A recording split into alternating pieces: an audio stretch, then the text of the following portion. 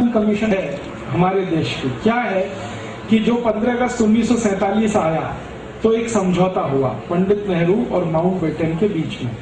वो समझौते का नाम है ट्रांसफर ऑफ पावर एग्रीमेंट, नाम ही है उसका, ट्रांसफर ऑफ पावर एग्रीमेंट। वो एक एग्रीमेंट के नीचे 1500 छोटे छोटे समझौते हुए, शर्तें हैं वो। तो अंग्रेज कह रहे हैं कि ये मानोगे तो हम आजादी देंगे, ये मानोगे तो आजादी देंगे, ये मानोगे तो आजादी देंगे। तो ये आजादी अंग्रेजों द्वारा दी गई है, हमने ली नहीं है। क्योंकि आजादी लेने वाला जो वर्ग था वो 1947 तक खत्म हो चुका था। आजादी लेने वालों का वर्ग था भगत सिंह का, ऊधम सिंह का, चंद्रशेखर आजाद का, अशफाक उल्ला का, तात्या टोपे का, नाना साहब पेशवा का। ये लोग थे, लोकमान्य तिलक का। ये मानते थे कि हम आजादी लेंगे, लड़कर लेंगे, झगड़ कर लेंगे और अंग्रेजों को मार के बनाएंगे। दुर्भाग्य इस देश का ये हुआ कि 1947 तक इनमें से कोई नहीं बचा, ना भगत सिंह, ना ऊधम सिंह, ना चंद्रशेखर, ना कोई। तो फिर जो बचे वो सब मीडियोकर किस्म के थे। मीडियोकर शब्द आप अच्छे से समझते हैं। तो इन्होंने अंग्रेजों को भगा के आजादी ली है, ऐसा नहीं है। अंग्रेजों ने कुछ दया के साथ और प्रेम और करुणा के साथ आजादी दी है, जिसको वो किसी भी दिन वापस ले सकते हैं। ये है समझौता, जिसको ट्रांसफर ऑफ पावर एग्रीमेंट कहते हैं। इसके सारे डॉक्यूमेंट्स लंदन में हैं, हाउस ऑफ कॉमन्स की लाइब्रेरी में। कुछ हिस्सा उसका मेरे पास भी है, लेकिन पूरा नहीं है। मेरी कोशिश है कि ये भारत में सारे डॉक्यूमेंट्स आ जाएं।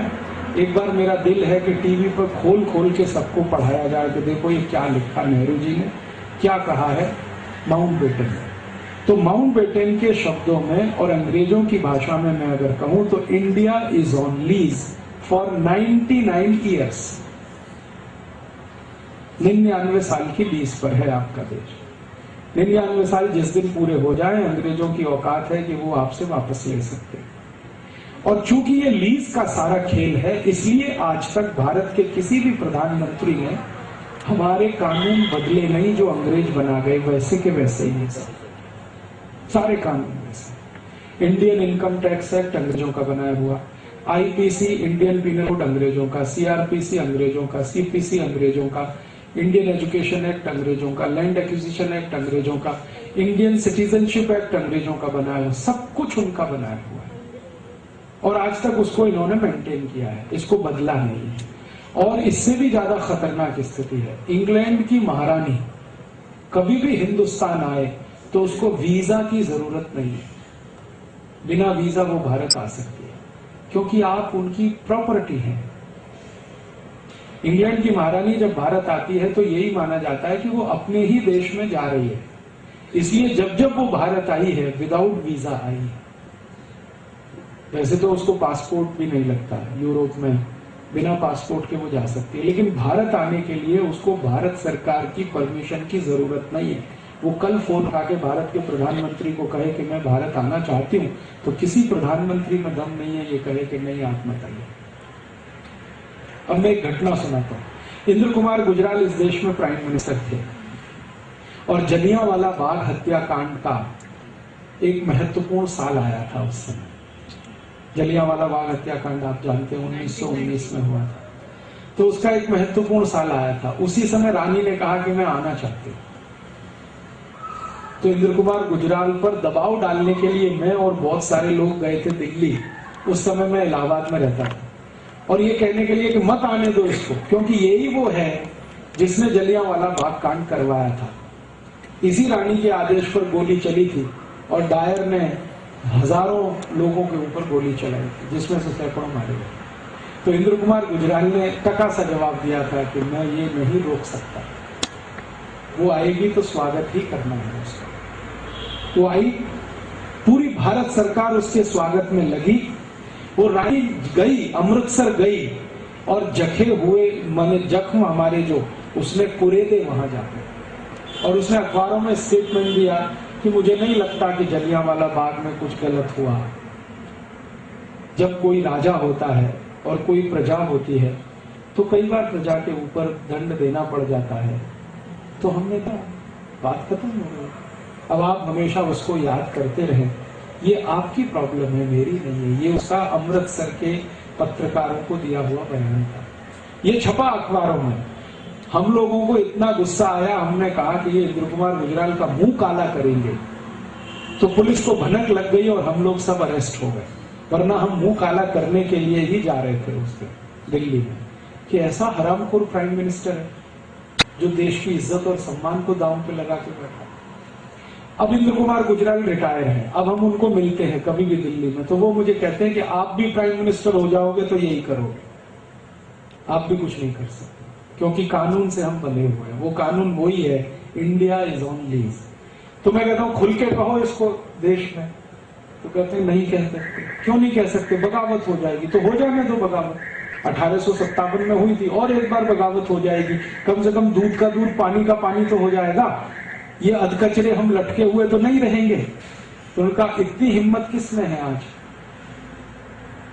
ये है।